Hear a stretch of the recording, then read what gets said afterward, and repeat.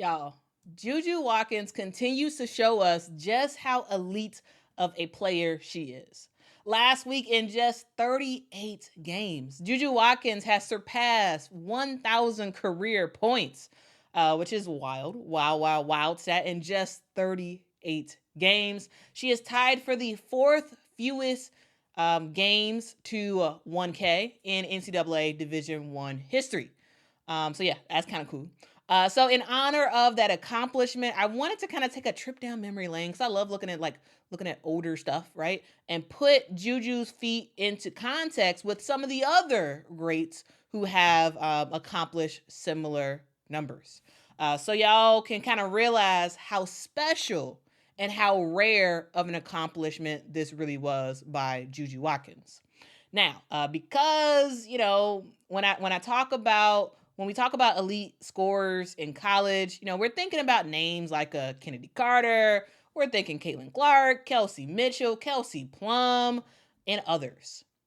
A thing to note, guys, is that JuJu Watkins reached 1K faster than them all. Yeah, even Caitlin Clark. Yeah, she got to 1K faster. Yes. Now, when you look at the history of recognized NCAA records, there are 3 ladies who got it faster than JuJu. And all 3 of them, it actually happened before the NCAA actually supported women's basketball, right? We saw Maree Jackson from LSU get to 1K between 1975 and 1977. We saw Oregon State's Carol Menken-Schaudt make that happen between 1978 and 1980. And we saw New Orleans University's Sandra Hodge hit that mark between 1980 and 1982. They all hit that in just 37 games. 1,000 points in 37 games. Kind of crazy. Like that's pretty insane. That is pretty insane. Now, these players achieved their stats in a very different D1 landscape. This is when the majority of women's programs actually played under the Association of Intercollegiate Athletics for Women. It's the AIAW as the abbreviation. The thing to note is in the 1981 and 1982 season, that is when we see the NCAA take over for women's basketball, and the AIAW kind of collapse from there. But the bulk of these records were done before the NCAA. So the NCAA was still in existence back then, but they were not handling women's sports. The AIAW was. Now, fun fact, guys, and I thought this was pretty awesome when I heard about it. Did you know that Maree Jackson, she actually was the first Australian woman to attend a U.S. college on a basketball scholarship? Yeah, the first Australian woman ever to get a U.S. basketball scholarship and attend.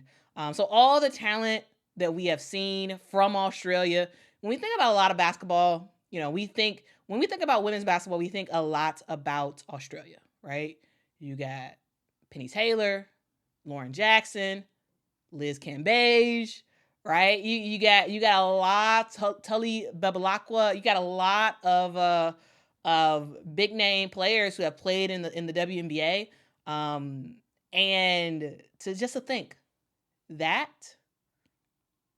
we don't really get that great Australian talent without, some of the efforts of a Maree Jackson, who broke barriers as the first Australian woman to get a scholarship in America. So you can partially thank Maree for that, I should say.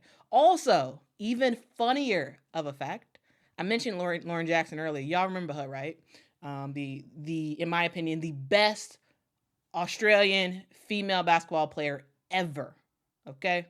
Multiple Olympics appearances, played for the Seattle Storm with Sue Bird, was the best player for the Seattle Storm for basically the entire time that she was there. Won WNBA championships. was successful in Europe. Like Lauren Jackson kind of did a little bit of everything. Now, did you know Lauren Jackson is Maree's daughter? Yeah. When I was doing some research about Maree, I found that out and I was like, what? Lauren? Because I know Lauren Jackson's mom played basketball, but I didn't know that she was the first Australian female to ever get a scholarship in the U.S. Like, that's kind of cool. So, like, we literally have Maree to thank for Lauren Jackson. It's kind of cool. It's kind of cool.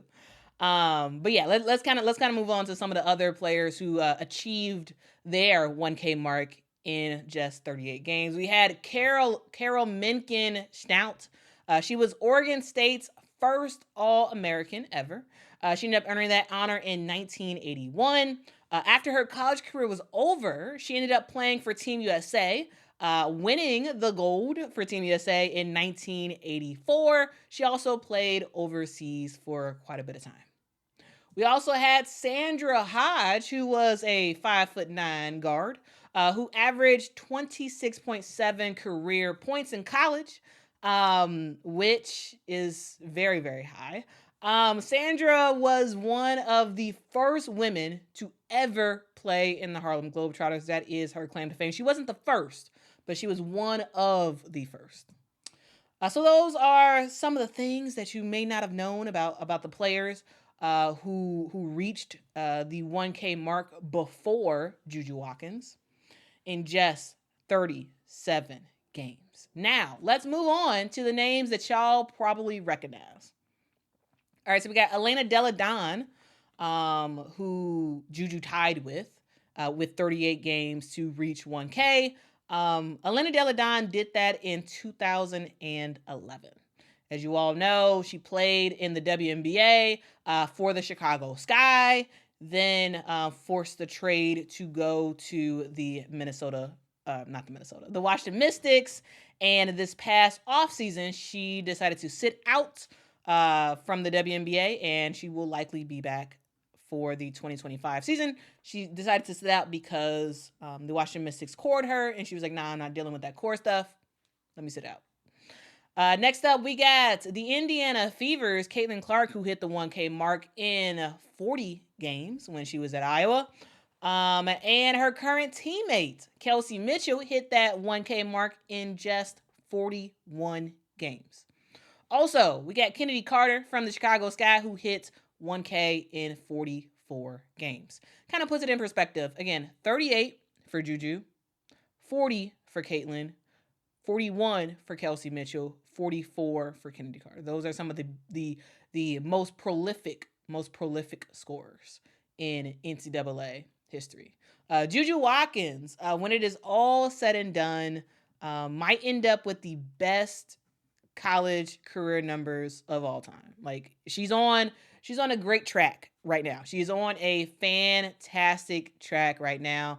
But only time will tell. Only time will tell. So I just want to give a huge shout out to JuJu Watkins, girl. Keep doing your thing. Keep breaking records left and right. What are y'all thoughts about JuJu's latest feat and how she compares with some of the other greats to do it in college? Let me know your thoughts in the comments below.